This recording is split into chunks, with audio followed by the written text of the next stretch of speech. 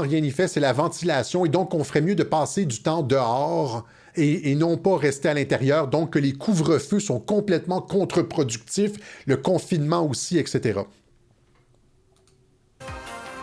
Bonsoir Baptiste. Bonsoir David, bonsoir à tous. Alors, comment se contamine-t-on à l'intérieur? Quels sont les facteurs aggravants? C'est l'objet de cette étude. Exactement, étude signée par 2 chercheurs du MIT, le Massachusetts Institute of Technology, qui est à Boston aux États-Unis, considéré comme l'une des meilleures universités au monde. Ce qui est très intéressant, c'est que ces 2 chercheurs ont en fait modélisé des données très concrètes. Et ce qu'ils révèlent, c'est que en fait, la clé, c'est donc la ventilation des espaces fermés. Ils ont pris un exemple, on y reviendra. Sans ventilation, évidemment, il y a un risque, ça c'est dit dans l'étude.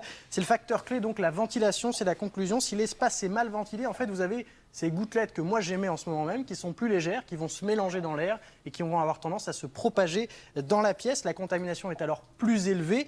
Les auteurs de cette étude mettent aussi en évidence un autre facteur qu'ils pensent déterminant, c'est le temps passé dans cet espace clos.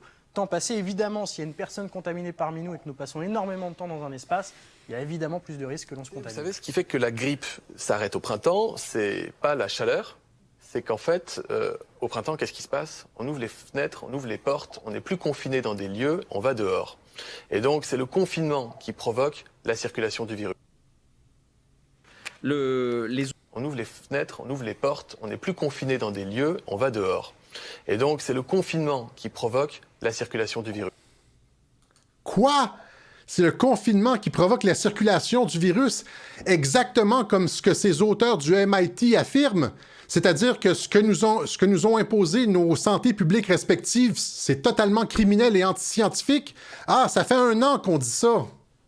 Les autres conclusions de cette étude, Baptiste, les conclusions plus générales. Oui, il y a une conclusion qui a de quoi surprendre parce qu'en fait, elle remet en cause une des règles majeures qu'on avait instituées dans nos vies depuis 1 an, tout simplement la distanciation physique. Voilà ce qu'écrivent les 2 chercheurs du MIT dans leur étude. L'étude remet en cause la distanciation physique.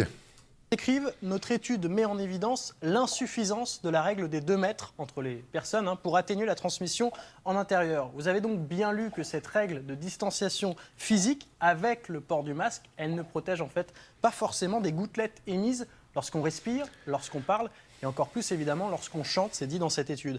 Ils vont même plus loin, ces auteurs. Ils disent le risque est le même en fait que l'on soit à 2 ou à 20 mètres. Précisons que là, à chaque fois, il y a le port du masque qui est pris en compte. Ce ne sont pas des hypothèses sans masque, évidemment. Alors, vous me direz, pourquoi dans ce cas-là avoir fermé les écoles, les théâtres, les cinémas, les musées aussi ont été fermés, certaines entreprises ont fermé leurs lieux? Eh bien, ils répondent, ces 2 auteurs, ils disent qu'on a réfléchi selon ces fameuses règles de distanciation physique, de taux d'occupation dans l'espace. Vous savez qu'on a mis en place des jauges pour ces 2 auteurs-là, ces règles-là, ce ne sont pas les bonnes. C'est-à-dire que la bonne règle, c'est la ventilation, c'est le renouvellement de l'air. On a quand même du mal à croire. Merci Baptiste. On a quand même du mal à le croire. Ça fait